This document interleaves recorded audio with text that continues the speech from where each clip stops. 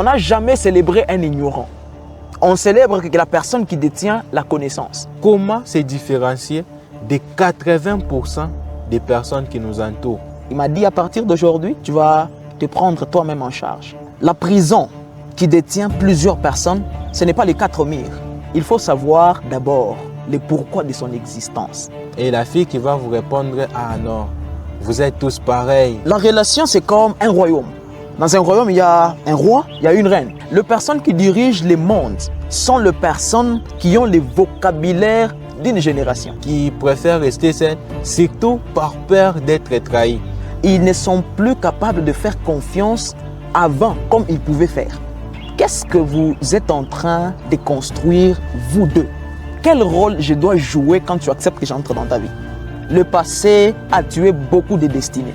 Le passé a tué beaucoup de vies. Le passé a tué et a renfermé plusieurs personnes. Tous les hommes ne sont pas pareils, toutes les filles ne sont pas pareilles. Peut-être toi tu es tombé sur un toto qui ne sait pas quoi dire, quoi faire avec une femme ou avec un homme. Bonjour, bienvenue dans ce podcast qui s'intitule Juste pour savoir. Aujourd'hui, avec notre invité du jour, on va se dire les choses. On va se dire les choses exactement.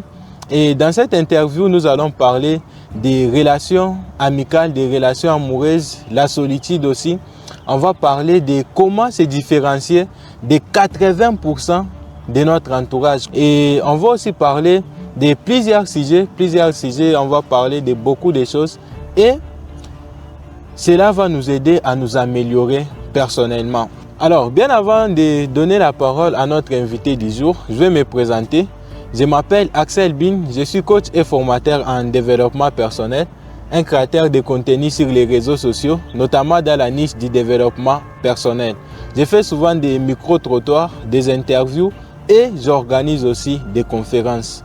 Pourquoi? Parce que moi, je suis convaincu que pour avoir une meilleure vie, il faut être une meilleure personne. Et pour être une meilleure personne, il faut travailler sur son développement personnel. Alors, si toi aussi tu aimerais travailler sur ton développement personnel, abonne-toi parce que sur cette chaîne, je partagerai avec toi tous les meilleurs conseils du développement personnel qui t'aideront à devenir une meilleure personne. Et aussi, je vais te présenter ce podcast. Ce podcast s'intitule Juste pour savoir. L'objectif de ce podcast est d'accueillir des personnes très intelligentes qui ont quelque chose à apprendre aux autres. Parce que personnellement, si tu as quelque chose à m'apprendre, alors je serai là juste pour savoir. Alors là, maintenant, je vais donner la parole à notre invité du jour et il va se présenter. Merci beaucoup de la parole, monsieur Arsène. Moi, je suis Josh Omodo. Je suis encadreur de jeunes. Je suis formateur en développement personnel. Je suis chrétien et je suis dirigeant d'un ministère qu'on appelle Emmanuel Centre de Réveil. PSIS à Likasi, à Lubumbashi, à Kolwezi, à Mbujimayi et aussi à Kinshasa. Très bientôt, nous serons à Kigali, par la grâce de Dieu. Merci. Ok, c'est très intéressant déjà votre présentation. Et aujourd'hui, on va parler vraiment de vous, de votre parcours de vie, de beaucoup de sujets d'ailleurs. Et déjà pour commencer, un jour, j'étais parti me balader et j'arrive au parc. Et là, au parc, j'ai trouvé une jeune fille. Elle était assise seule. Et là, lorsque je me suis assis à côté d'elle, t'es seule? Ouais, je suis seule. Je me suis assis à côté d'elle. On a commencé à discuter. Et en discutant, je lui ai posé la question. Pourquoi est-ce que tu es seule? Pourquoi est-ce que tu n'es pas entouré des amis? Et là, elle me regarde et elle me dit, je n'ai pas des amis. Mon meilleur ami, c'est le téléphone. Wow. Mon meilleur ami, c'est le téléphone. Et qu'est-ce que vous pensez de toutes ces personnes-là qui s'isolent, qui n'ont pas des amis et ils préfèrent avoir pour amis les téléphones? Qu'est-ce que vous pensez de ça? Merci pour la question. Pour moi, je poserai d'abord la première question à la personne qui donne cette réponse de dire « il n'a pas d'amis » ou le téléphone remplace automatiquement les amis. C'est quoi sa définition du terme ami? Qu'est-ce qu'il a dans la tête quand on parle de l'amitié? C'est là que la chose commence. C'est là qu'on doit se poser la première question. Qu'est-ce que toi tu as en tête pour m'appeler ami? Pour que je sois ton ami? Qu'est-ce que tu as dans la tête? Parce que la plupart des personnes sont bloquées. Et j'ai l'habitude de dire, la prison qui détient plusieurs personnes, ce n'est pas les 4 murs. Mais c'est quelque chose qui est dans la tête qu'on ne veut pas arrêter. Si les choses qui sont dans la tête, tu ne veux pas les arrêter, sachez très bien que tout ce qui se présente dans la vie réelle te bloqueront toujours. C'est très intéressant déjà. Vous avez dit, la prison, ce n'est pas seulement les 4 murs. Ouais. Ce sont des barrières que nous nous sommes nous-mêmes infligées mentalement. Alors, ouais. comment est-ce qu'on peut remédier à tout ça? Qu'est-ce que vous pouvez dire à une personne qui vit, qui se dit souvent qu'il est solitaire, qui n'a pas des amis, qui préfère rester seul, surtout par peur d'être trahi? Parce qu'on les voit même dans des relations amicales, des relations amoureuses aussi. Okay. Vous allez aborder une personne, vous allez aborder une fille, et la fille qui va vous répondre « Ah non, vous êtes tous pareils ». Donc la personne a peur de se faire trahir, la personne a peur de subir les rejets, la personne a peur de se faire mal. Qu'est-ce que vous pouvez dire par rapport à ce sujet-là? Je demanderai à la personne de prendre le temps de guérir. Ça, ce sont des blessures intérieures. La plupart des personnes qu'on a trahies dans des relations restent avec ce qu'on appelle le blessure intérieure. Et si tu veux que cette personne puisse reprendre l'autre relation, prenez le temps de guérir avant de commencer l'autre relation. Parce que la plupart des personnes qui ont pris le temps de commencer des relations après avoir tout donné dans l'ex-relation et après on les a trahis, ont un problème émotionnellement. Ils ne sont plus capables de faire confiance avant comme ils pouvaient faire. Pourquoi? Parce qu'ils vont se dire non, j'avais fait confiance à Jonathan, j'avais fait confiance à Christian, j'avais fait confiance à tel et en retour, ce dernier m'a trahi. Donc celui-ci aussi, peut-être il est là juste pour un temps, quand il va trouver ce qu'il cherche, il va partir. Moi, j'aime poser plusieurs questions aux personnes qui me parlent de leur relation. Ma première question, c'est qu'est-ce que vous êtes en train de construire, vous deux? Ou je peux poser cette question je peux donner cette astuce à une femme, à une fille qui m'écoute, pour lui dire, quand un homme vient vers toi et qu'il t'aborde pour une relation, voilà la question que tu peux lui poser.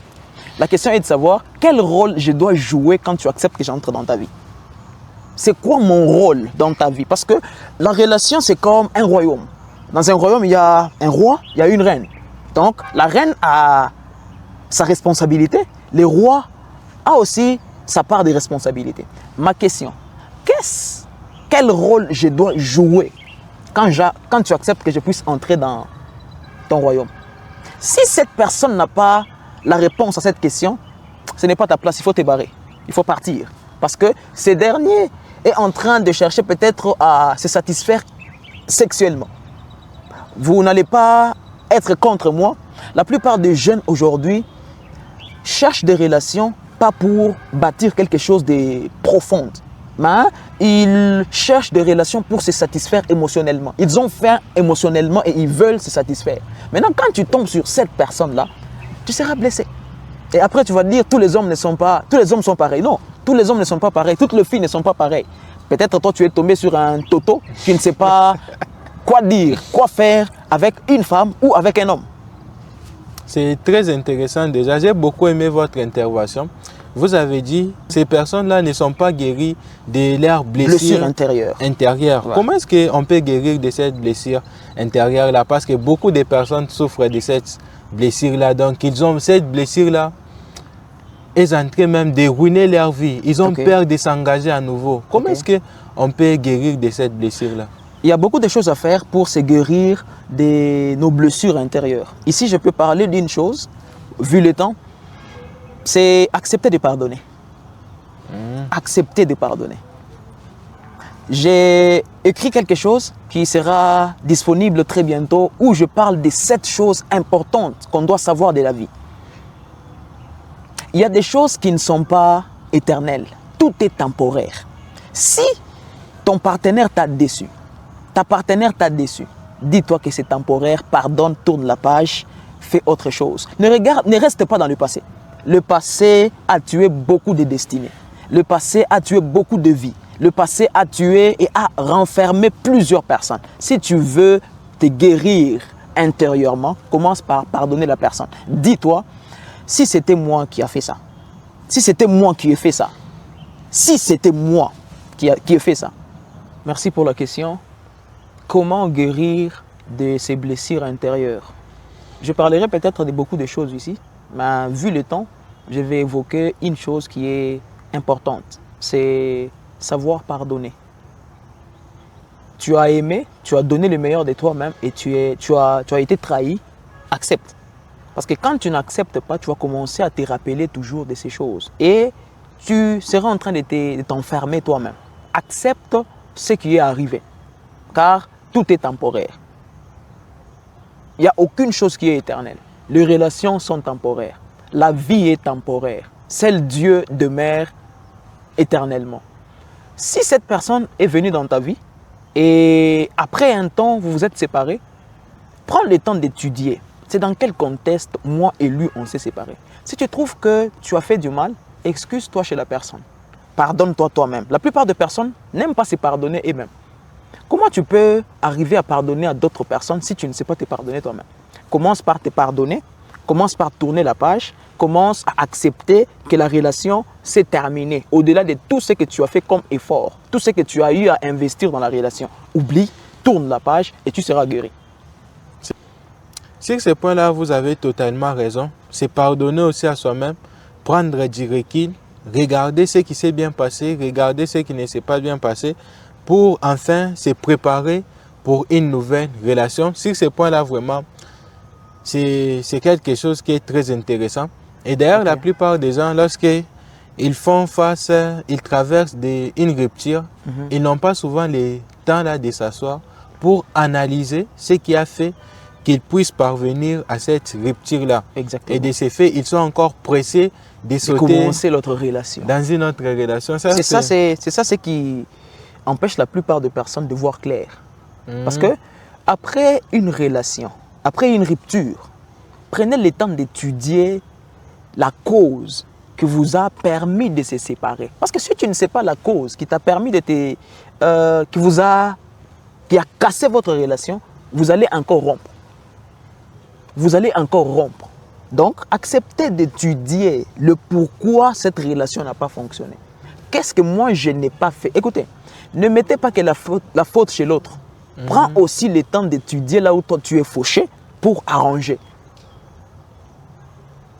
Très intéressant. Donc, prendre aussi le temps d'analyser nos propres erreurs pour arranger dans des futures relations. Alors, sur ce point-là, vraiment, je veux conclure en disant que c'est pas grave de subir une rupture, c'est pas grave d'être rejeté par une personne. Et le mieux à faire, c'est d'accepter cela, c'est pardonner à soi-même, pardonner aussi à la personne qui nous a fait du mal et continuer d'avancer. Parce que personnellement, je dis souvent, si à force de croire que tous les hommes sont pareils, on ne va même plus te prouver le contraire. Exactement. Donc, libérez-vous de cette idée-là de dire que tous les hommes sont pareils. Chacun a son histoire, chacun a son vécu.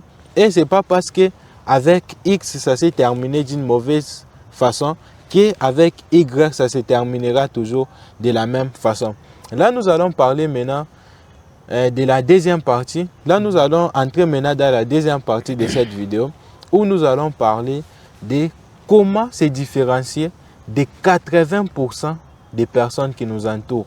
Comment se différencier des 80% de la population pour enfin briller, pour enfin vivre sa vie comme on l'a toujours voulu.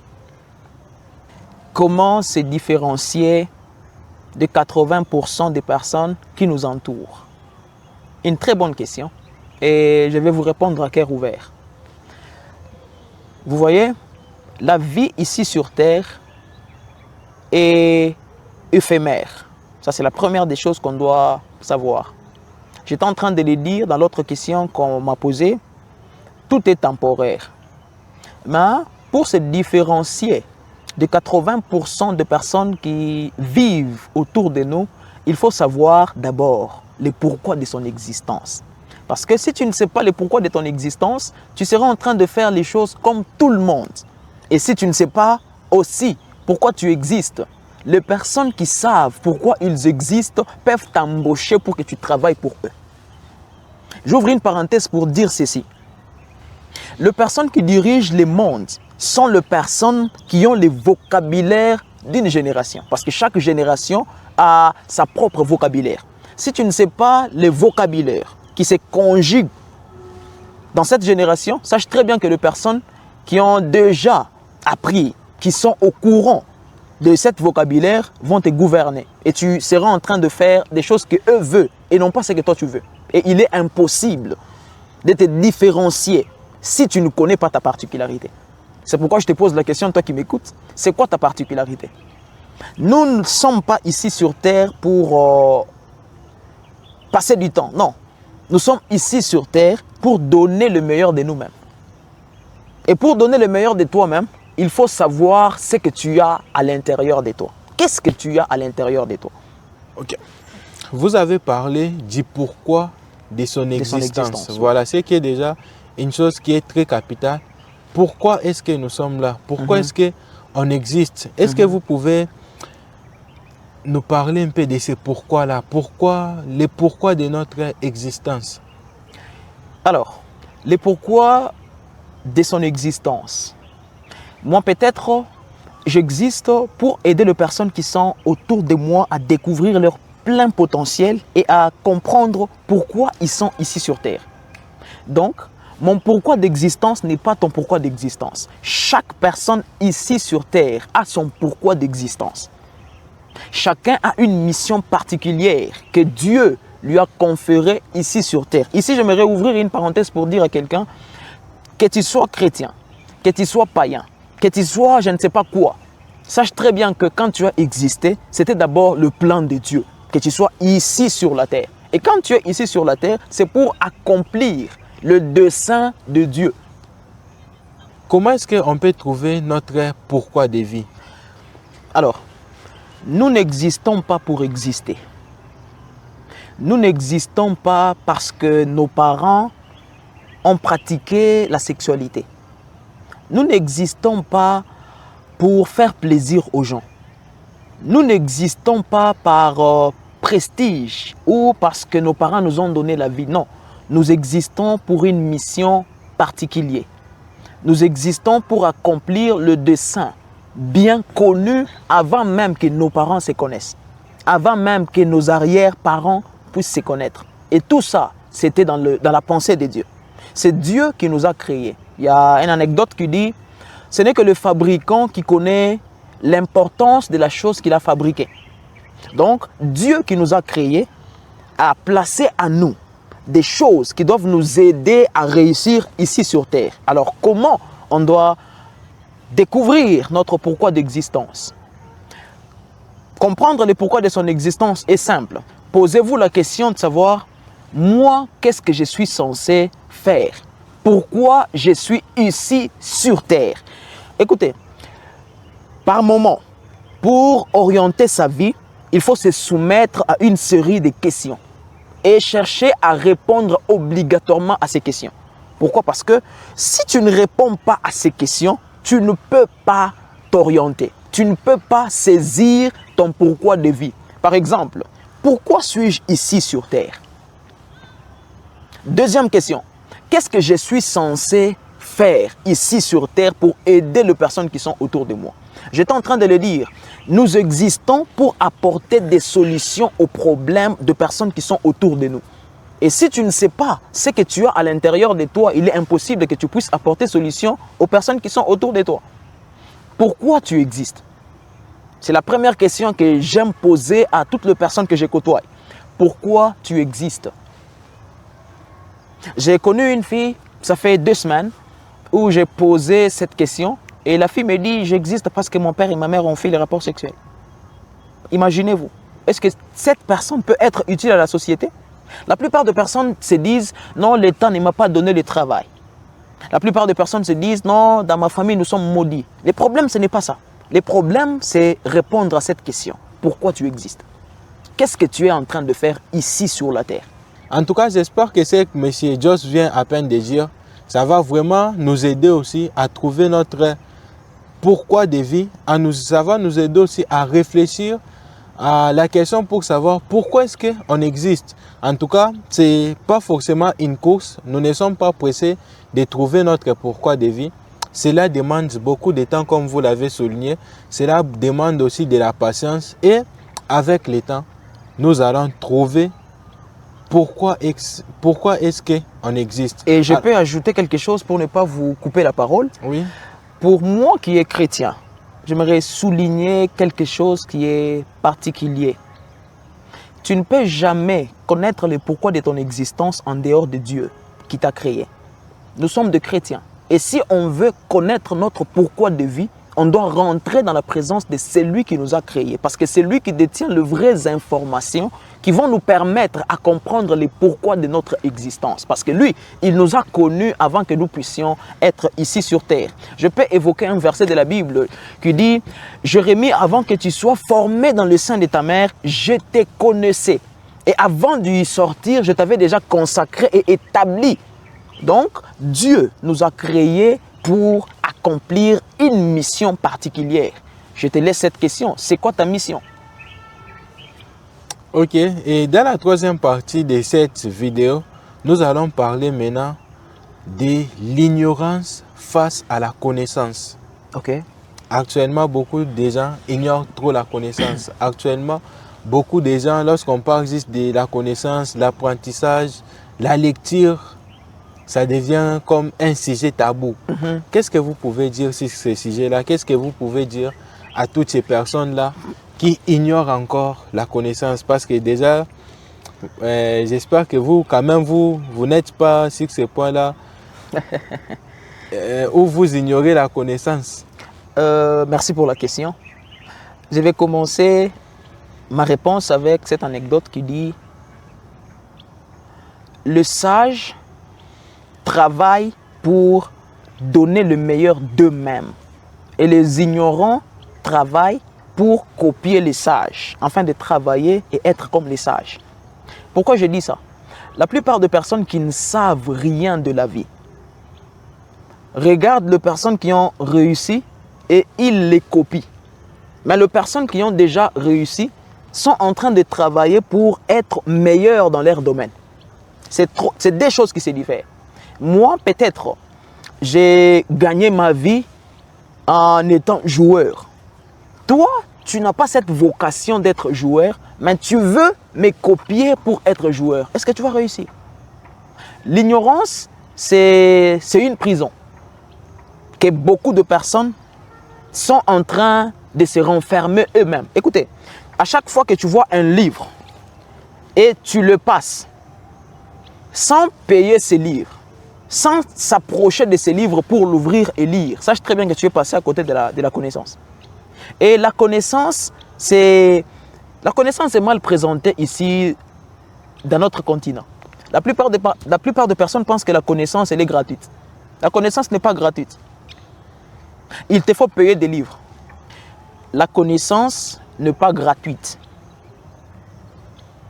Tu as besoin de t'informer. Tu as besoin de développer des compétences. Mais si tu te dis que toutes les compétences te seront données à l'école, tu seras en train de te tromper. J'ai l'habitude de le dire dans notre communauté de jeunes. Les bonnes connaissances, les bonnes informations ne se donnent plus à l'école, ne se donnent plus à la faculté, à l'université. Mais les bonnes connaissances sont cachées dans des livres. Et si tu veux avoir des livres, tu ne peux pas trouver des livres sans le payer. Et ici, il faut comprendre que on n'a jamais décoré un ignorant. On n'a jamais célébré un ignorant. On célèbre la personne qui détient la connaissance. Donc, si tu veux être célébré, si tu veux être quelqu'un demain, cherche la connaissance. Et aussi, j'aimerais dire aux chrétiens qui vont regarder cette vidéo, la connaissance ne se trouve pas par imposition de main, ni dans le jeûne, ni dans le prière. Non, la connaissance, c'est cherche en lisant. Et pour lire, il te faut avoir l'argent. Donc la connaissance n'est pas gratuite. Très intéressant déjà. D'ailleurs, en parlant de la connaissance, récemment au travail, j'avais un livre. J'étais assis par terre sur un carton. Et là, j'étais levé, j'avais laissé les livres sur les cartons. Okay. À un moment donné, un collègue de travail a pris ces livres-là il a mis par terre et lui, il s'est allongé sur ce carton-là.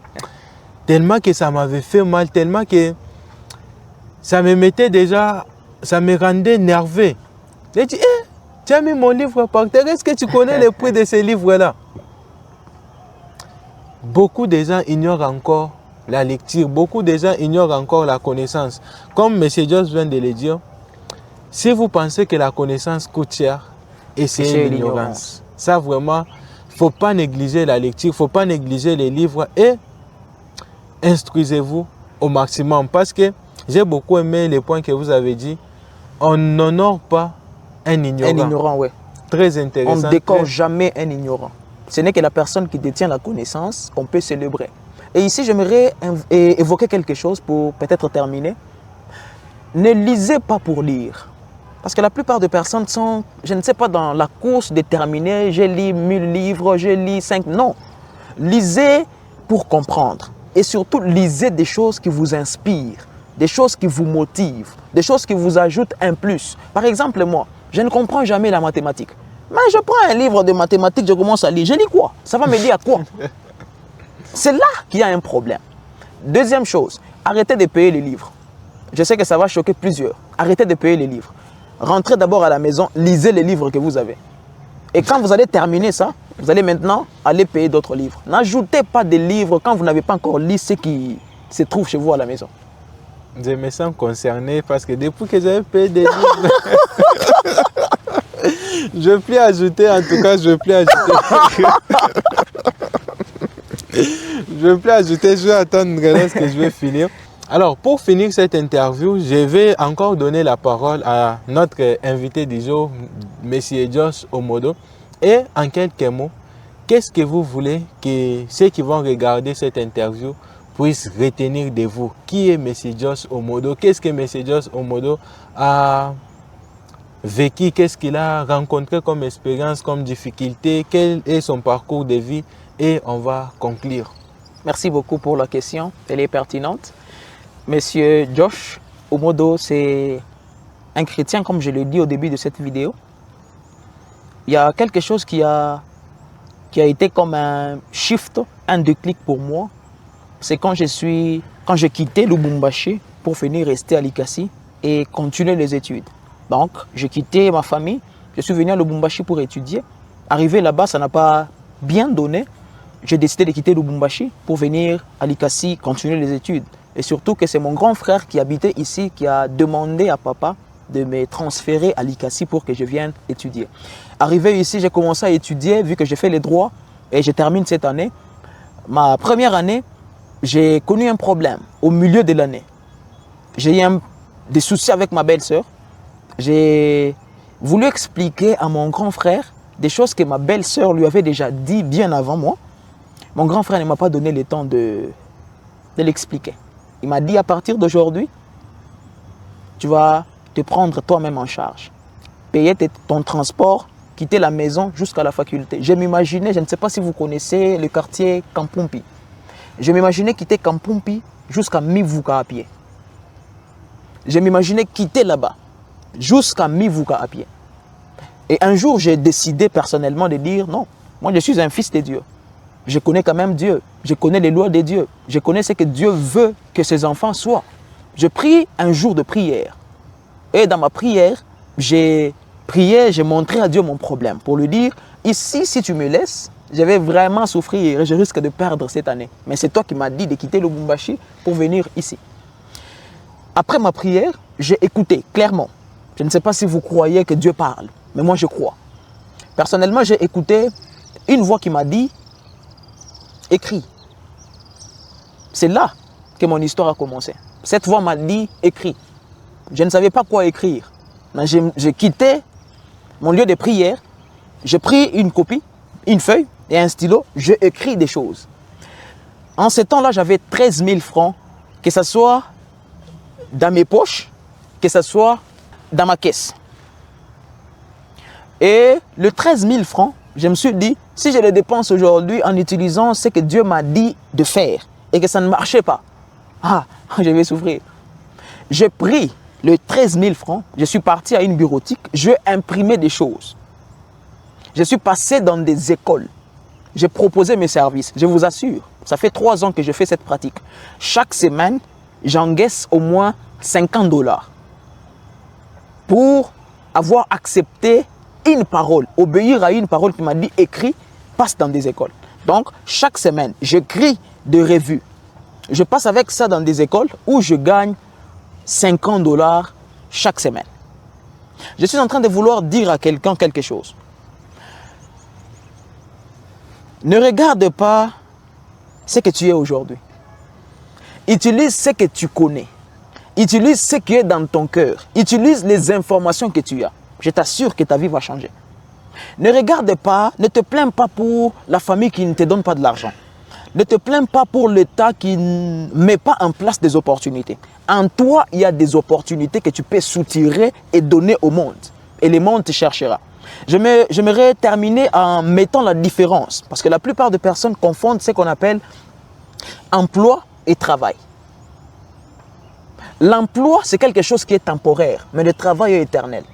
Le travail, c'est quelque chose que tu es né avec, que tu dois présenter dans ton monde.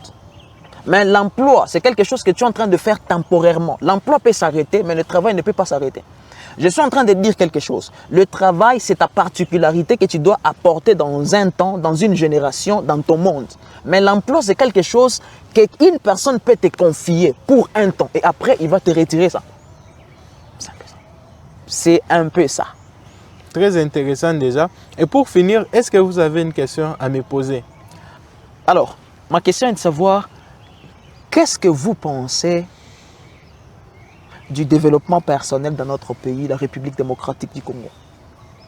Une très bonne question déjà. C'est une question qu'un nouveau monsieur aussi que j'avais rencontré récemment m'avait posée. Okay. Alors, en ce qui concerne le développement personnel dans notre pays, vraiment, c'est quelque chose qui est très important. Okay.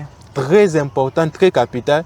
Des fois, moi, j'aime pas partir à gauche, partir à droite. Oh non, non. Moi, c'est juste très calme là. On va faire ceci. On va prendre une personne qui n'aime pas lire et on va prendre une personne qui lit. Okay. Et là, on va prendre un ignorant qui voulait faire le choix entre devenir cette personne qui ne lit pas et devenir cette personne qui lit. Ouais. Et ce que nous allons demander à cet ignorant de faire, c'est d'observer juste la vie de ces deux personnes. Observe celui qui lit et observe celui qui ne lit pas et fais-toi maintenant un jugement. C'est à partir de ce que toi-même tu vas observer que tu vas décider, soit tu vas commencer à lire, soit tu vas arrêter de lire. Ouais. Donc ça, c'est le plus important. Lorsque je lisais, lorsque je partageais de la connaissance, on m'avait surnommé la loi du karma. Parce que je parlais trop de ça. Okay. On m'avait surnommé la loi du karma. Et aujourd'hui, les mêmes amis que j'ai côtoyés, les mêmes collègues de classe, participent à vos conférences. Participent à mes conférences. Ils m'appellent même monsieur. Ok. Vous voyez, très important. On m'appelait par mon prénom, hey, Moulamba, Moulamba. Et aujourd'hui, on m'appelle monsieur. Exact. Pourquoi? Parce que j'avais accepté de me démarquer par la connaissance. Et pour tous ceux qui regardent cette interview, même si nous sommes déjà dans les noirs absolus, accordez de l'importance au développement personnel. Wow. J'ai bien dit au début de cette interview, pour avoir une meilleure vie, il faut être une meilleure personne. Exactement. Et pour être une meilleure personne, il faut travailler sur son développement personnel. Impossible d'avoir une meilleure vie sans pour autant être une meilleure personne. Et impossible d'être une meilleure personne sans pour autant travailler sur son développement personnel. Et pour terminer, j'aimerais que nous puissions évoquer une question qui fait la toile ces derniers temps.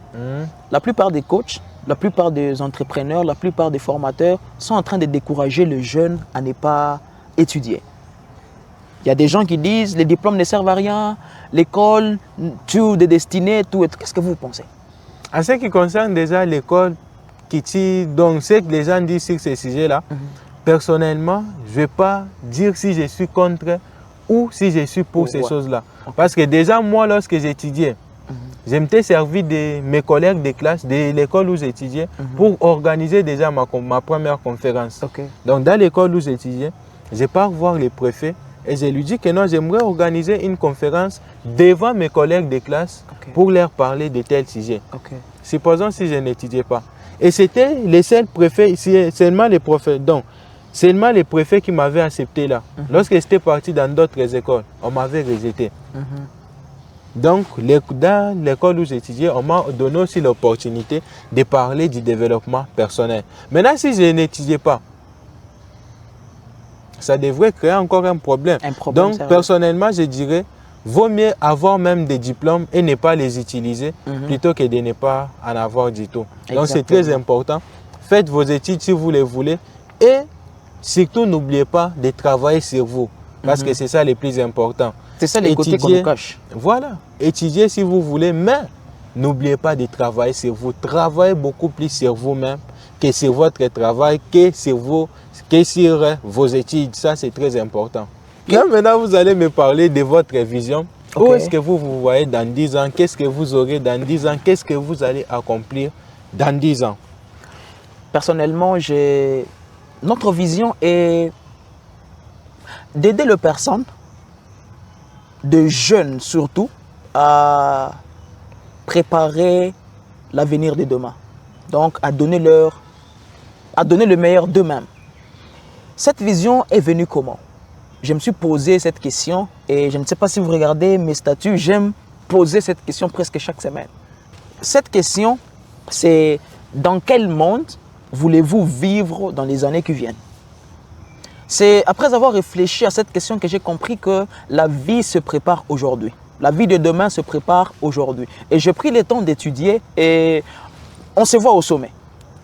Et j'aimerais vraiment te donner aussi rendez-vous au sommet. Je ne vais pas aller moi-même au sommet. On ne veut pas aller nous-mêmes au sommet. On veut que nous tous, nous puissions aller au sommet.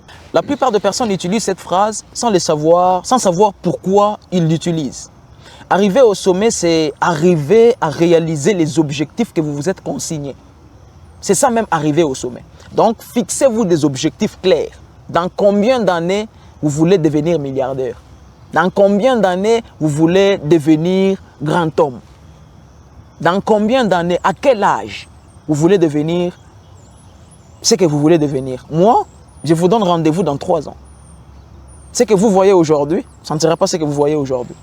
La vie nous réserve beaucoup de choses. Et j'aimerais vous dire, la vie n'est pas difficile. La vie n'est pas compliquée. Voilà. Mais la plupart des personnes que la vie complique sont ces personnes-là qui n'ont pas préparé, qui n'ont pas écrit leur vie. Si ta vie est structurée, si tu as un plan clair de ta vie, sache très bien que tu seras en train de faire des choses qui vont t'aider à réussir ta vie. Dieu veut que tu réussisses. Dieu a organisé tout pour te permettre de réussir. Si tu échoues, ce n'est pas l'affaire de l'État.